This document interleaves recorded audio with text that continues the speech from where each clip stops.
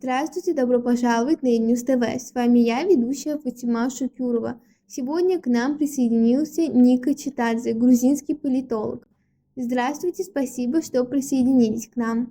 Приветствую вас, спасибо вам. Как бы вы охарактеризовали сегодняшнюю ситуацию на Южном Кавказе? Я думаю, что ситуация, конечно же, резко изменилась после того, как, так сказать, плодотворная основа для подписания мирного соглашения между Азербайджаном и Арменией была создана. И, соответственно, я надеюсь, что окончательный текст мирного договора будет соглашен, и он будет подписан. Хотя и вот сейчас, когда Азербайджан, так сказать, возобновил экспорт продукции, в том числе и нефтепродуктов, в Армению, это, конечно же, можно лишь только приветствовать. И я думаю, что, соответственно, можно говорить, что новые проекты будут осуществляться. Это и Срединный коридор, это и Зангезурский коридор, конечно же, да, можно говорить. И это все, конечно же, может изменить ситуацию в регионе. Можно приветствовать тот факт, что и Азербайджан, и Армения, они укрепляют свою государственную независимость, потому что они не зависимы от Российской Федерации, потому что Россия старалась, так сказать, играть роль посредника. После Второй Карабахской войны, 44-дневной Карабахской войны, да, и Россия как будто там расположила 1980 миротворцев, так называемых, да, и в зону конфликта, и играла роль медиатора, хотя этим она хотела, так сказать, воздействовать как на Азербайджан, так и на Армению. Но сейчас ситуация изменилась, и я думаю, что независимость и Армении, и Азербайджана укрепляется. И, конечно же, можно приветствовать визит вице-президента Соединенных Штатов Америки в Армению и в Азербайджан, который состоится в ближайшем будущем. Что касается ситуации в Грузии, то, к сожалению, пока что, ситуация не очень стабильна с политической точки зрения. Мы знаем, что Грузия, так сказать, более изолируется от западного демократического сообщества. Один из примеров, что и Азербайджан, и Армения, они были приглашены на международный форум, экономический форум в Давосе, а Грузия туда не была приглашена. И, соответственно, хотя я думаю, что все же, конечно же, мирный договор между Арменией и Азербайджаном создаст благоприятную основу для сотрудничества между тремя республиками, тремя независимыми республиками. Могут ли выборы в Армении повлиять на мирный процесс? Я думаю, могут повлиять, хотя если, конечно же, демократические силы во главе с господином Пашиняном, они остаются у власти, то, конечно же, будет, дополнительная предпосылка для того, чтобы, как-то добиться успеха в мирном урегулировании конфликта между Азербайджаном и Арменией. Это не только карабахский конфликт, но сейчас уже идет речь, конечно, это Азербайджан восстановил территориальную целостность, так что сейчас идет речь о том, что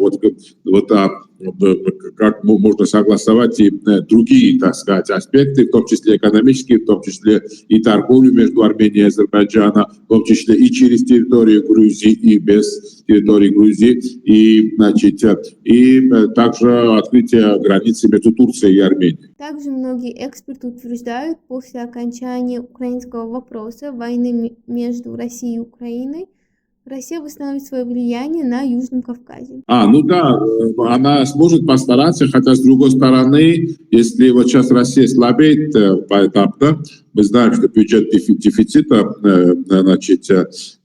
дефицит бюджета Российской Федерации превысил $45 миллиардов, и мы знаем, что Россия, так сказать, доходы от нефти, от экспорта нефти и газа снизились в 2025 году еще где-то на 20%. Украина нанесла удар на нефтяную энергетическую инфраструктуру России, и это, конечно, способствует все же ослаблению России, не говоря уже о тех потерях,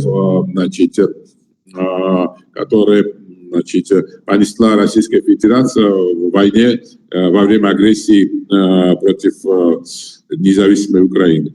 Вот. И, соответственно, хотя ничего не исключено, хотя я думаю, что ослабевшая Россия, у нее будет меньше ресурсов, конечно же, повлиять на ситуацию в Южном Кавказе, но больше всего у нее есть, так сказать, вот основа в Грузии, потому что 20% территории Грузии оккупировано, и там российские войска сейчас находятся, мы знаем, да, в двух исторических регионах Грузии. Какую роль играет Грузия на сегодняшний день на Южном Кавказе и может ли повлиять на мирный процесс между Азербайджаном и Арменией? Ну, знаете, учитывая геополитическое, стратегическое, геоэкономическое положение Грузии, да, конечно же, Грузия может играть важную роль. С одной стороны, например, вот Армения сейчас, да, вот более 70% своей внешней торговли осуществляет через территорию Грузии, да, и Армения будет нуждаться в черноморских портах, хотя, конечно же, может быть, объем вот этих операций, внешней торговли снизится через территорию Грузии, потому что мы знаем, на форуме в Давосе президент Азербайджана заявил о том, что Армения сможет, так сказать, транспортировать свои грузы через территорию Азербайджана, например, на российский рынок. Да? Хотя все равно Армения и Азербайджан будут нуждаться в грузинских черноморских портах. Вот. И кроме этого, что касается Азербайджана, конечно же, основную часть, так сказать, нефти и газа Азербайджан экспортирует через территорию Грузии.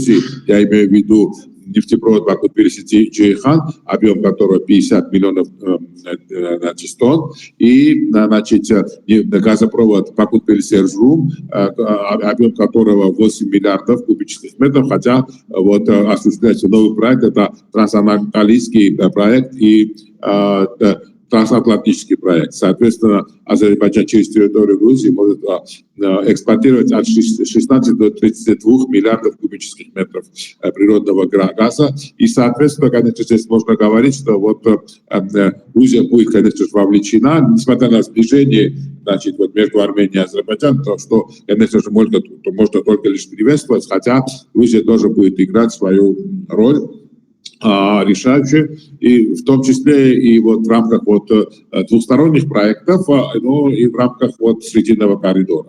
Потому что сейчас через Срединный коридор где-то объем грузов, да, значит, транспортируем, где-то составляет 4,5 миллиона тонн. Спасибо большое. Спасибо, что присоединились, за ваши комментарии. До свидания. Всего вам доброго, желаю удачи.